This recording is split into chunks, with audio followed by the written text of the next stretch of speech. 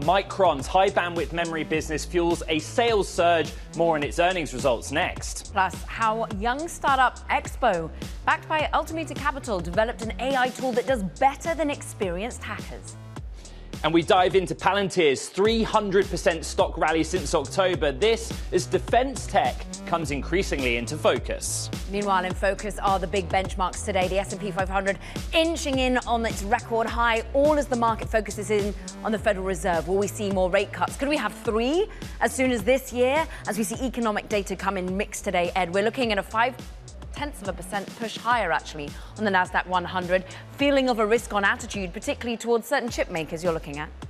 Yeah, Micron, America's biggest maker of memory chips, posted a really strong forecast for the current period. The stock opened up almost 2% higher. It's now down 1%. And we can get into the reasons why. Real quick, NVIDIA, which has had a sort of tepid morning, is now back, continuing to hold at a fresh all-time high. In Micron, let's get into Bloomberg Intelligence analysis with Jake Silverman. And Jake, I'm looking through the transcript of the call.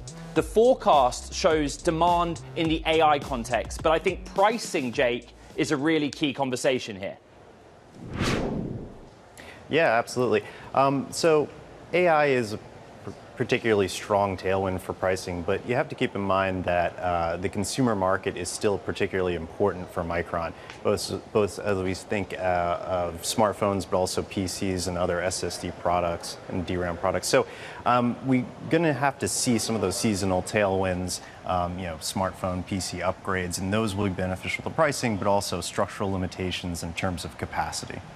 Capacity, basically, for many of these companies, it's been a supply issue rather than a demand issue, Jake. We've also seen a demand issue with the shares. You'll see they've outperformed and are up 50% over the course of year to date. Was it just that so much was already priced into the market here? How high have expectations been? Yeah, I mean, expectations have gotten pretty high. I think as we've seen spot prices and contract prices increase over the recent weeks and months, that built into some of those expectations. Again, high bandwidth memory is something that continues to be considered fairly important for sentiment in Micron, but it's also a fairly small percentage of the company's overall revenue. So there's just pretty high expectations across multiple facets of the business. And so they're going to need to continue to gain share in high bandwidth memory. They're going to need to continue to execute in that regard, but also across their other AI products, while also managing the rest of their business, which again drives a lot of that pricing strength. Right, the executives on the call were pretty clear, right, Jake? The story's simple. Data center growth sequentially and year on year, and that will continue to outperform, and some of the other businesses not as strong. But in the background, they are investing in and building out capacity. Just try and help our audience understand, how difficult it is to produce HBM and what the bottleneck is right now for Micron and its customers.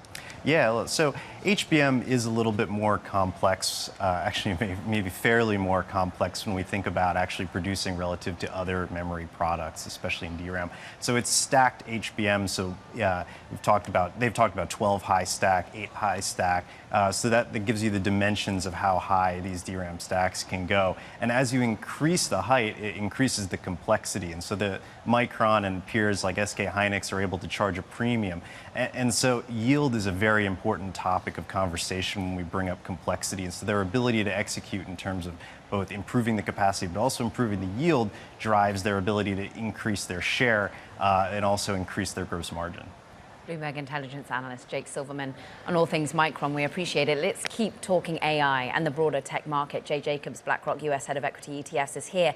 And I'm looking in astonishment at really the enthusiasm around the iShares AI Innovation and Tech Active ETF. Interestingly, Micron's not in there, but the top holdings are NVIDIA and they're Broadcom. How much do investors want to be in on the chip, the infrastructure names, but broaden it out, perhaps? Well, the portfolio manager for this fund, Tony Kim, is really looking across the value chain for opportunities in artificial intelligence. But right now, where he sees some of the biggest opportunity is in those infrastructure and hardware names. If you look at where the money is being spent on AI today, the almost $250 billion being spent by the mega cap tech names, it's being concentrated in semiconductor names and data centers and all the support compute that's going around that. And so our fund is very much tilted towards that exposure right now. Tilted towards NVIDIA, which is at a record high as well. I'm just going to see where Broadcom stands today, but it too has been very close to record highs throughout. It is at a record high today. How much more juice is there to go on that infrastructure play? How much can you continue to sweat it in ETFs? It's still early. I mean, if we look at the next several years, we're expecting about $7 trillion to be spent on AI CapEx. So we have a long way to go. There's a lot of dollars to come into this space. I still think we're in the early innings. Over time, the exposure will evolve, though. While this is kind of the build-out stage of building all that infrastructure, the next stage is going to be much more about adoption of AI and who's commercializing these AI products. Jay, your thesis, or a part of it, is this overconcentration in mega caps, the fixation with the Mag 7. There's an interesting side debate, which is whether we should rethink the composition of the Mag 7. Broadcom perhaps making the strongest case on fundamentals about joining or participating in that group. All of that to say, like, what should we do if that's the case? If we have overconcentration, where else do you look? Well, Wall Street always loves a good acronym for these things, and maybe it's time for a new one. Look, I think it's really about looking beyond just concentrated mega cap tech names. Yes, they're important players in the AI space, but they don't encapsulate all of it. You know, we've looked across 20,000 different financial advisor portfolios, and we found 95% of the AI exposure in their portfolios is coming from mega cap tech names. So people are very overweight mega cap tech, just, you know, largely a function of how the S&P 500 is today, but very underweight the broader kind of long tail of artificial intelligence names in digital infrastructure, in data, in compute, et cetera. So we really think it's about kind of reducing large cap tech because there's a lot of concentration there and broadening it out across the value chain with a fund like BAI. What about those non-tech sectors that are most impacted by AI or transformed by AI? Where do you want to look? Well, I think one of the more interesting areas is where there's a lot of data that hasn't been fully harnessed by artificial intelligence. And you have to look at the healthcare sector as being just prime for using all that information around patient data, around hospital management, around the development of new drugs, around protein research.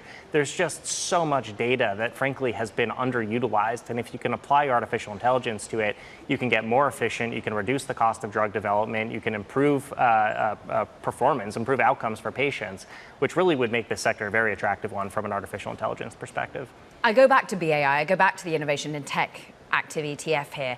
Most of the top holdings are US companies. You have to get to number 15 to get a Japanese company, and then there's a sprinkling of the Japanese coming in. Is it still US exceptionalism here?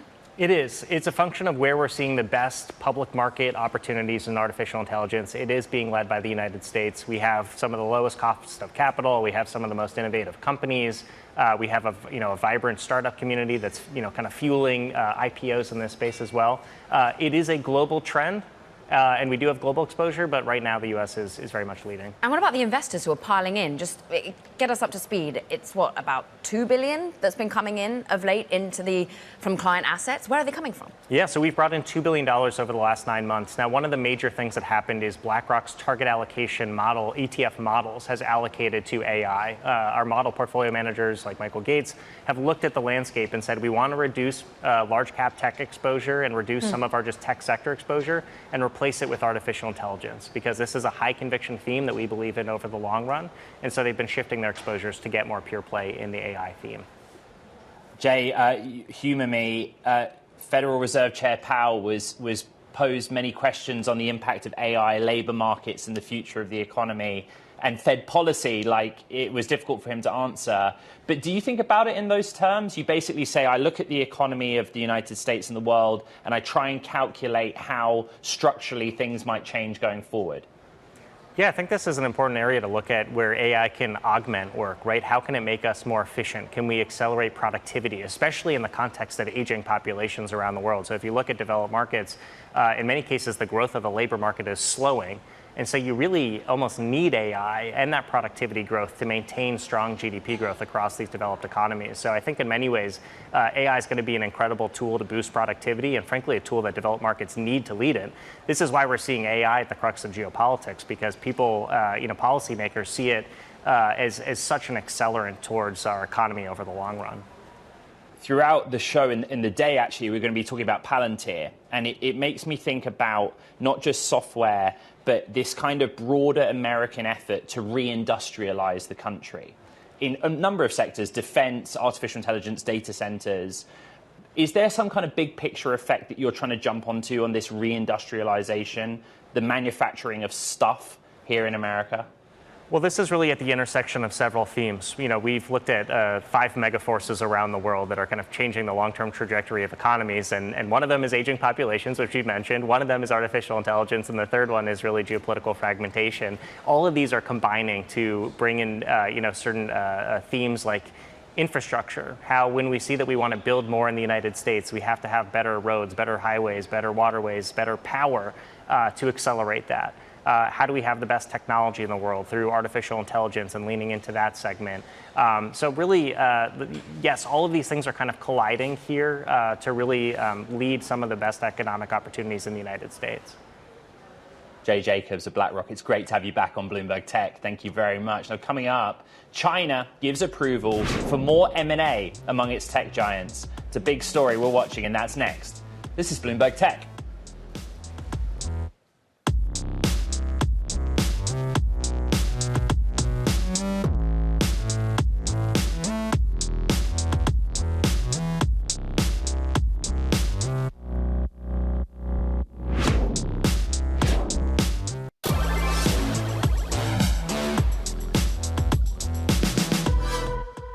Time now for Talking Tech. And first up, a growing number of Chinese AI startups, well, they are looking to list in Hong Kong.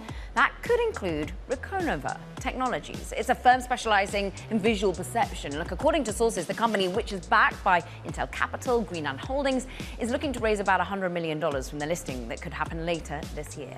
In more listing news, in fact, digital payments provider Pine Labs has filed to go public in India. And the company, whose shareholders include PayPal, will seek to raise as much as 26 billion rupees, that's around $303 million. Indian capital markets, of course, are seeing a resurgence in listings, fueled in part by the government's push to digitize the economy. And the president and CEO of Tokyo Electron, well, is shrugging off concerns about rising competition from China. He spoke exclusively with Bloomberg's Sherian in Tokyo. I think it's possible to maintain the difference in technology between China and our company. I'm sure that Chinese vendors are trying to catch up with us, but we must be faster. We can be faster than them in technology innovation, and that's how we can maintain or increase the difference. We are the SPE manufacturer, but we are not chip makers. So for us, it is key to work with the world-leading chip manufacturer to develop the best in the world process and best in the world equipment. You can watch the full interview on Bloomberg Tech Asia. Catch the premiere. It's tomorrow at 8:30 p.m. Eastern Time, 8:30 a.m. in Hong Kong. Ed? Staying in Asia, Xiaomi says they've received more than 200,000 pre-orders for its first electric SUV, the YU7, in just 3 minutes. For more, Bloomberg's Peter Elstrom joins us. And on the live feed during the presentation, I noticed there were several million people tuned in on X. What do we know about this new SUV and the appetite here for Xiaomi? Yeah, the excitement around Xiaomi and its electric vehicles is quite something. The founder, Lei Jun, just did this presentation in Beijing a little while ago, and he talked about this new SUV. It's going to be priced around $35,000 at the low end. It'll go up to about $46,000. And he took aim directly at Tesla. Tesla's Model Y is the best-selling SUV in China right now, and he's going directly after them. He wants to be able to compete with them on price and on features, and so far they've been gaining a lot of ground. Now, Xiaomi, of course, is best known for its smartphones. They began by competing against Apple with their smartphones. They did a lot of innovative things with that company. Lei Jun kind of modeled himself after Steve Jobs for a while, even with black turtlenecks. But now they've been diversifying into a number of different areas, including appliances, even luggage. When I visited them in Beijing, they had all sorts of goods out there. But this move into cars has really been something different. The stock has taken off. The shares are really soaring. They've tripled over the past year, in fact. And I think you're seeing this now reflected in the strong demand for their new SUV. I mean, extraordinary. 200,000 in 3 minutes. We've got 289,000 in 1 hour. Peter, there was a worry about almost innovation happening too quickly and a crash that happened with the S7. Is that sort of being shrugged off? Right. Yeah, you're referring. There was a crash in China with a Xiaomi car where it led to a fatality.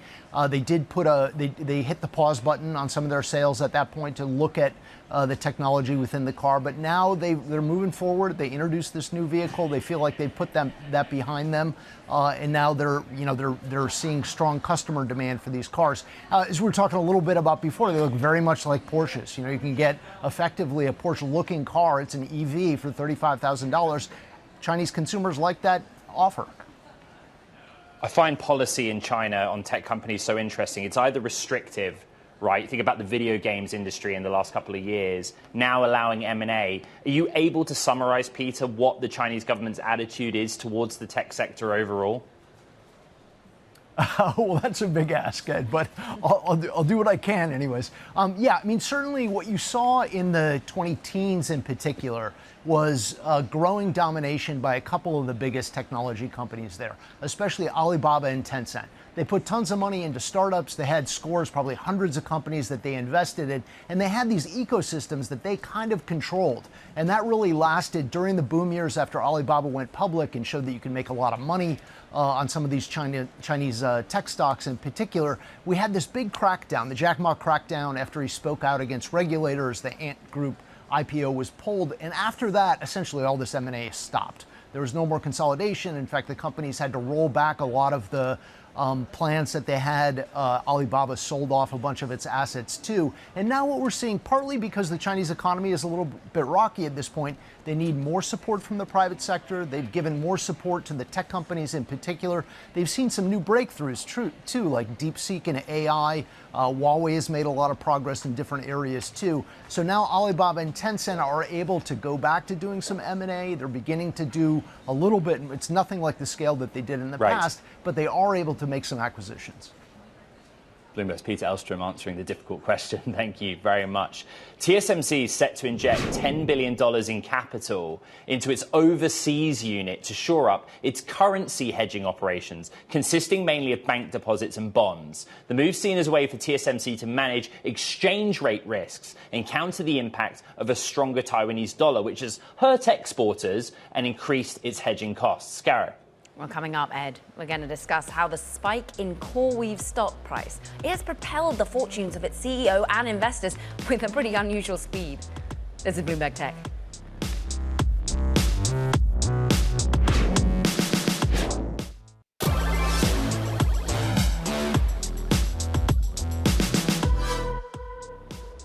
After receiving a tepid response from investors when it went public back in March, CoreWeave's stock has had a meteoric rise of around 300%. That's propelled the company's CEO into the ranks for the world's richest with some unusual speed. Bloomberg's Dylan Sloan joins us and has the profile. This is like key tech wealth coverage, right? A slow start on the IPO, but things change, and now a key figurehead has a pretty healthy net wealth. Exactly, yes. Just like you were saying, kind of in some ways mirroring sort of the trajectory of the IPO market more generally over the course of the year. So when this company debuted in mid-March, they were initially seeking to raise at about a $35 billion valuation, ended up completing the offering at about a $23 billion valuation, so well below that. Actually, the CEO, Mike and Trader, came on Bloomberg Television and told us that without a big order from NVIDIA, one of their largest investors, the deal might not even have closed. So the stock traded pretty flat for about 2 months after then, but it's up, again, as you said, about 300% since then, and that's generated some really significant wealth gains, not just for the CEO, but for other co-founders and early investors, too. I know, he's now the 311th richest person. He's ahead of Robert Kraft. I think of Magnetar and some of the other key companies that backed them early. What's interesting is he managed to go out there and start to convince the market of the business model that perhaps got misunderstood or underappreciated when the IPO came out? Yeah, absolutely. And, the stock really started ticking up after they reported their first quarter earnings. They beat estimates there. NVIDIA also disclosed that they'd increased the size of their stake, and it's really been all up from there. It's gotten a lot of retail interest, too, so generated some sort of meme stocky comparisons from some commentators. But for Trader specifically, his net worth right now is standing at about $10.3 billion. And it's not just the size of that, but it's the speed as well. For the Bloomberg Billionaires Index, all of the billionaires we track, the average time it takes for someone to go from a $5 billion to a $10 billion net worth is just about 3 years and 4 months. And Trader did it in 12 trading days, so far faster than the average person. Now do Circle founder Jeremy Allaire. I'm sure you're on that one too. Dylan Sloan, appreciate your time. Thank you.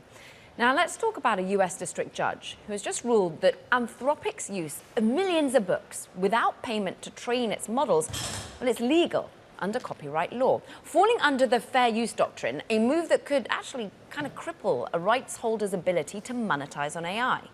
Let's get Bloomberg Opinion's Dave Lee's take here. It's a fascinating read. And you go into the intricacies of how Anthropic, first of all, did it. And they did it perhaps with a mixture of pirated book copies, but then they actually started buying physical books, taking out the spine and copying them into the computer. Yeah, so they went out and they acquired pirated copies of more than 7 million books to train into their models.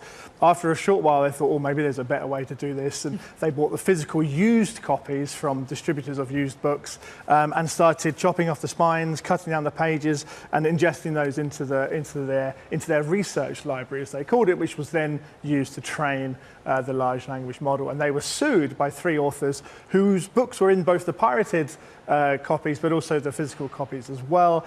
And they said, look, the fact that you're doing this to create a model and we get no compensation for that shouldn't be considered fair use, which is this sort of carve-out in copyright law that says if what you do is sufficiently transformative and doesn't harm the commercial prospects of the original work, then you're fine to use it in some degree. And the judge in this case, and it's one of a number of AI cases like this currently active, the judge in this case said, yes, he thinks this is fair use in this instance. Not the pirated one, though, Ed. Not the pirated one, yes.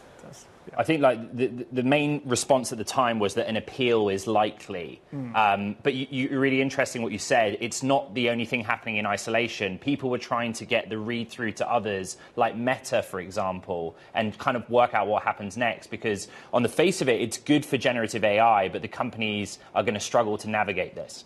Yes, I mean, look, it really hinges on, if it is fair use, then companies are free to ingest all this information without paying anybody and do what they want with it. And of course, the AI industry is incredibly keen on that. And look, many respected commentators on copyright law think that is the case as well.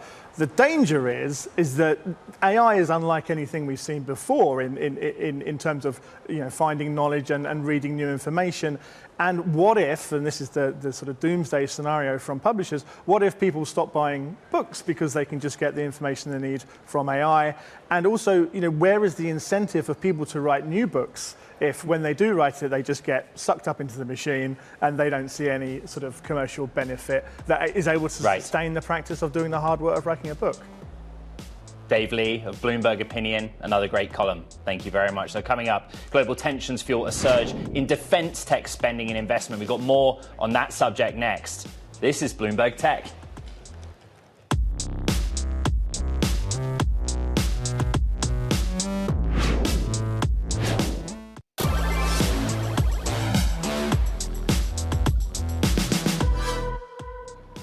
Welcome back to Bloomberg Tech. Some breaking news. I've just reported with Bloomberg's Dana Hull that Omid Afshar, who is a key lieutenant and has been a key lieutenant of Elon Musk at Tesla, has left the company in recent days. This is somebody that was in charge of manufacturing and sales for North America and Europe. And what sources are telling us is that he has left. He's also no longer in the directory at Tesla. There's a lot that we don't know, Caro. I've emailed Elon Musk to ask him what's going on and why Omid left the company. You'll remember we've done some reporting on him in the past and asked about some reporting that he's been involved in about internal audits, internal reviews. But it's one of many recent departures from Tesla's, and the market was paying attention with a move lower. And look, Afshar had a tough job, right? It was last year he was promoted into the office of the CEO, and he was overseeing some really significant areas of sales and manufacturing in some pain point areas for Tesla, largely because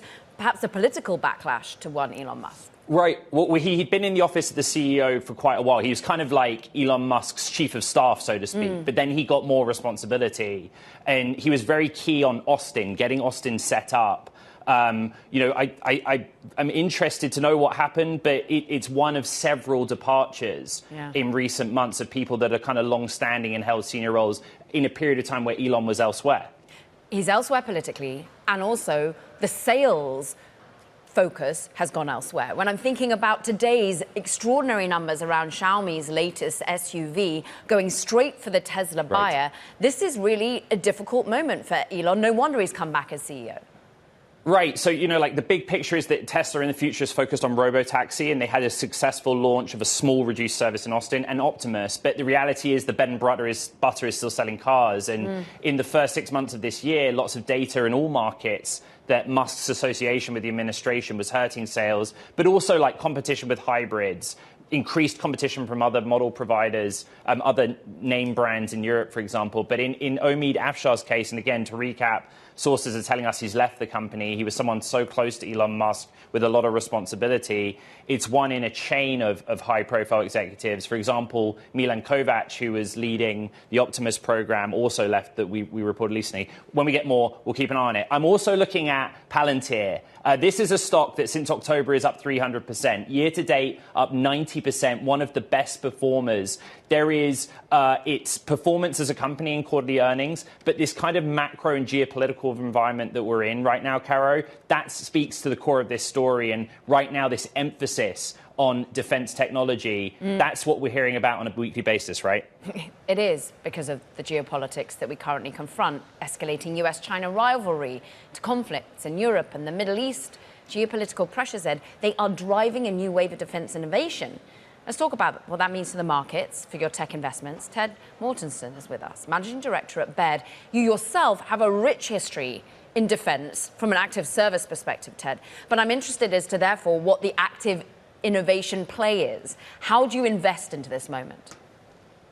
It's kind of fragmented right now, but Palantir is obviously the purest play. And if you look at the latest conflicts on, coming out of Israel and Iran, and also Ukraine and Russia, these advanced technologies that are being used are giving both Israel and Ukraine a heads up as it relates to their adversaries. That's number one. Number two, just recently with NATO increasing their budgets up to 5% GDP, the defense spend, as well as the U.S. with the big, beautiful bill, is straight up. So you're going to see this pivot to Gen AI being embedded in all weapon systems. Right now, Gen AI is a national security discussion. If you look at Palantir, they're the first mover, and I think there's a few issues on the reason why it's up.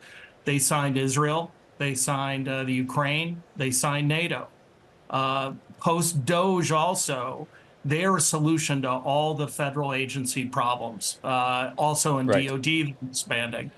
So they're one of the purest production-ready Gen AI solutions where they can aggregate. I wish I had it when I flew. All this unbelievable intel data on a translation layer that you can see at real time.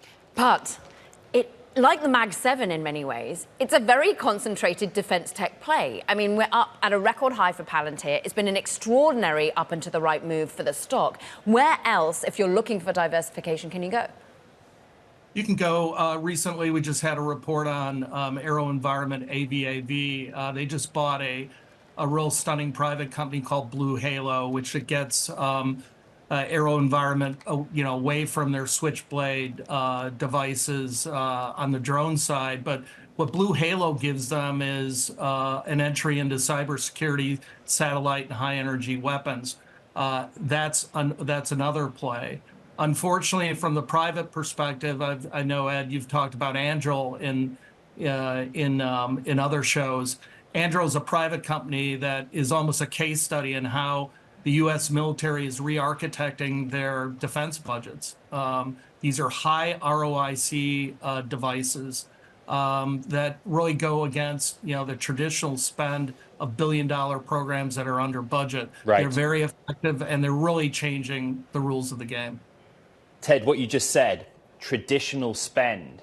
When I look at companies like Palantir and how they do behave like traditional primes, big contract manufacturers to the government, because they basically say, I serve the US and its allies only. How does that help them? It helps them. I think if you look at the traditional primes like Lockheed or Raytheon, for example, they're known for hardware. They're not known for Gen AI software. This is why Palantir is being brought in as kind of a pseudo prime in almost all these new next generation defense contracts. They're the software layer. The other aspect of this, when you look at the spend, you look at what drone technology, and I think in the future, when you really look at this on Anduril, I would not be surprised if you have stealth drones flying on each wing of an F-35. That changes the rules of the game. And when we talk about boots on the ground, I mean, you talked about Tesla earlier with Optimus. I think you're going to see machines on the ground in the next 5 to 10 years, and that's a paradigm shift from the defense budget standpoint. Right. Ted Mortensen of Baird, great conversation. Thank you very much. I want to stick with defense tech. Amid the conflicting assessments from Washington about the effectiveness of the US strikes on Iran, let's dig into the supply chain resilience of the US government, aimed to modernize US commercial and government data with its ARC software streaming defense acquisitions for customers, includes the US Army, Navy. Let's get to Tara Murphy-Doherty, Gavini's CEO. There's anywhere we could take this, right? But let's just start with the basics. The US government and its military-industrial complex, or the defense-industrial base, how modern is it in the scheme of everything Ted and we just discussed on the show? It's getting more modern, I would say. The reality is that today the defense industrial base is still quite traditional. And you can look at the recent strikes on Iran as a perfect example of that. Yes, we know that fifth-generation fighters escorted B-2 bombers to Iran to drop the bombs. Maybe those were F-35s, but there were likely some F-22s in there as well. Those F-22 jets and the B-2 bombers were operationally deployed first in 1997. So a lot of American military capability is actually quite old.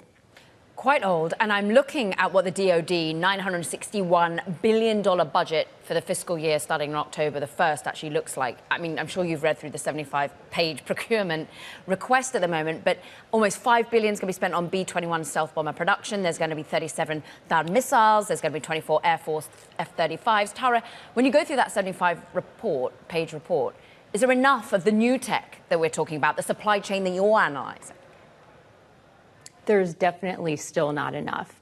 This is one of the major imperatives for U.S. national security right now, is the need for modernizing these weapon systems and platforms, these major capabilities. And this is what so much of the defense tech industry, the companies that you were just referring to, Gavini, Palantir, Anduril, have been clamoring for in Washington, D.C., which is the department is spending huge amounts of money trying to sustain these legacy platforms. More than 70% of the entire cost of a jet, for example, or a submarine is spent during its sustainment phase. The United States needs modern capabilities not just to effectively fight war, but in order to be able to afford the wars that we need to deter and win. You just said you are going to the administration, you're going into government lobbying, saying this needs to change. Just talk to us with the data with which you're able to provide. I'm sort of fascinated with what ARC is doing. Gavini's defense acquisition software platform. What does it tell you? What does it show? It shows quite a bit. So defense acquisition software is really designed to replace the incredibly manual processes that the department uses today to manage the life cycle of these weapon systems and platform. So cradle to grave, how you design these systems through their sustainment and their modernization, managing parts and managing suppliers. Today, somewhat unbelievably, the United States DoD does that primarily in spreadsheets. A lot of people are involved in what are very slow processes. And software, and especially AI-driven software like ARC can really accelerate those processes. The other really important piece of ARC is the integrated data set that exists in the software. And this is Gavini's proprietary data set, which gives DoD visibility into these global supply chains down to the part level, down to raw materials and microelectronics. And this is essential in order to come up with the modern kinds of systems that we need and make them resilient and available for the warfighter. Really quick, we just have 30 seconds. On the other side of the table, is this government and this Pentagon better on the procurement side? It's trying to be. So we've seen executive orders on defense acquisition. We've seen calls to enforce the Federal Acquisition Streamlining Act, which mandates that government agencies buy commercial first, especially software, instead of taking on failed IT development projects. What we need to see now is, will those policy decisions, will that guidance be implemented? If implementation can happen, we will see tremendously positive results. Tara Murphy-Doherty, we thank you. Of Gavini. Fascinating on all things defense procurement. Meanwhile, coming up, we're going to talk to the CEO behind an AI hacking tool. His lead investor is going to join us too about the proactive defense against cyber attacks. This is Bloomberg Tech.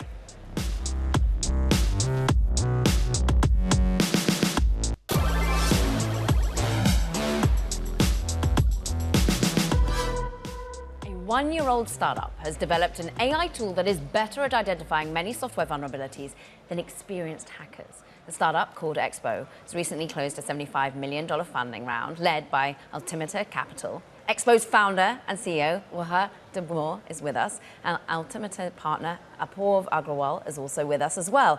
Waha, I start with you. Why is it so important that you, the AI version of a hacker, is at the top of HackerOne's US leaderboard? Thank you very much for having us. So it's the first time ever that a machine and not a human is at the top of the HackerOne leaderboard for the US. HackerOne is a platform that connects hackers with companies who want their systems to be tested. And they maintain a leaderboard, ranking the hackers according to whose bugs have been accepted by the customers of HackerOne. And currently, the top in the US is our AI. Apoorv, what's so interesting is that you are like the AI guy among many, but really you're driving the portfolio allocations for AI over at Altimeter. I'm thinking some of the OpenAI investments that you made, some of the others. I mean, we see such pedigree coming from a man who helped develop GitHub Copilot. Is that what attracted you to Expo, or is it the fact of what it can achieve? You know, before we even met, we'd been studying the space, and very simply, cyber attacks are on the rise. Software is more vulnerable, a lot more engineers, a lot more code developed with AI. And by the way, these models are trained on open source software, which is more vulnerable. That's on one side. And then I met Uwe, which our first meeting felt like the fifth meeting because of his ambition to build the cybersecurity platform in the age of AI. CISOs, CIOs want less, not more. They're fatigued in alerts right now. And Uwe's vision to build Expo, help you find vulnerabilities, fix them automatically, and ultimately building the cybersecurity platform is a big one. It's probably the most important business being built right now, not because it'll be a great opportunity, but because it must be built. If we don't build it, the bad guys have the technology, and we've got to put it in the hands of the good guys in the free world. Thank you for joining us on the show. I've been trying to think about what this represents, right? The swarm is always on. It represents what an army of humans could do 24/7 to identify the vulnerability. But the question is, what happens next for your company? And I'm assuming that you're trying to engineer towards the swarm also reacting, putting into place fixes when those vulnerabilities are identified. That's right. So even today, the AI is already identifying vulnerabilities at some of the top companies in the country. Companies like Palo Alto Networks, AT&T, Disney, Sony, and the list goes on and on. Now, of course, it finds these vulnerabilities, but they need to be fixed as well. We're very lucky that all these companies that we've been working with have been extremely proactive, immediately fixing the problems as they were pointed out. It's the natural evolution that eventually an AI will be able to do some of the fixes as well. Apoorv, I know you as an operator. You're pretty handy with software. What are you going to do to help this company grow and scale as a commercial entity? What do they need to focus on to convince the marketplace that an AI swarm is a better solution than a human team of hackers? Ed, we are fighting against time. Time is our biggest competition, really. If you had 3 weeks ahead of the bad guys, you're saving 3 weeks worth of vulnerabilities. And cyber tends to be a game of cat and mouse. Sometimes you've got the offensive teams ahead, and other times you've got the defensive teams ahead. And so the number one thing we're focused on is speed. That's why we're here today. That's why we're educating the world about what we're doing. We work with a lot of companies, as Uwe mentioned, helping them secure their perimeter before the bad guys get in. Paul, what's so interesting is, of course, when Ed calls you an operator, you came from Palantir, you're leading the charge when you're looking at the AI investment opportunities. When we think about OpenAI investment, when we also think about Clean, when you think about this moment, because you're also exposed to Anduril, SpaceX, is this the moment for defense tech? Whether it comes in a cyber capacity, whether it comes in a hard tech capacity? Look, I think at the highest abstraction, AI is having great impact across fields. This is defense, cybersecurity, customer service, software engineering. These are large industries that are going through reinvention. And ultimately, it's raising the ceiling for performance of the best professionals in cybersecurity, like what we are doing at XPOW, and raising the floor for all the mundane tasks. In the case of XPOW, for example, you've got to do reconnaissance, you've got to do scanning and exploitation and report building. A part of that is just mundane work. But also the best hackers in the world now better off with XPOW in your toolkit rather than without. Right. You are going from this point rate limited by compute and tokens. Just explain the pathway for your company and the bottlenecks that you might face. So currently,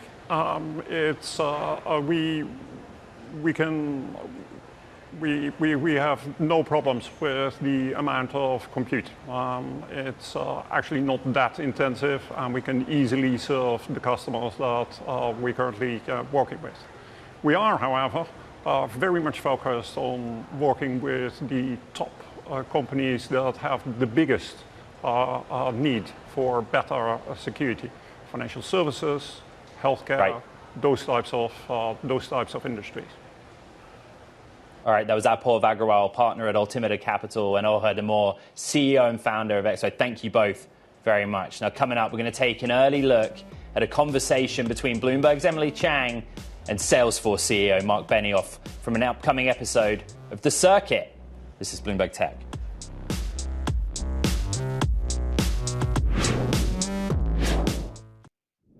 Salesforce is developing an AI product that can handle tasks like customer service without human supervision. CEO Mark Benioff says the tool has reached 93% accuracy. He spoke with Bloomberg's Emily Chang. Take a listen.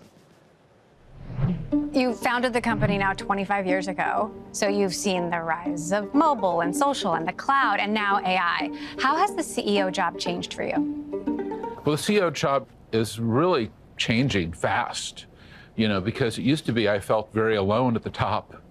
But now, I just finished writing the business plan for this year, and I always do that with someone else. I take one of our executives, and for the last 3 years, I've also have found a new partner in AI.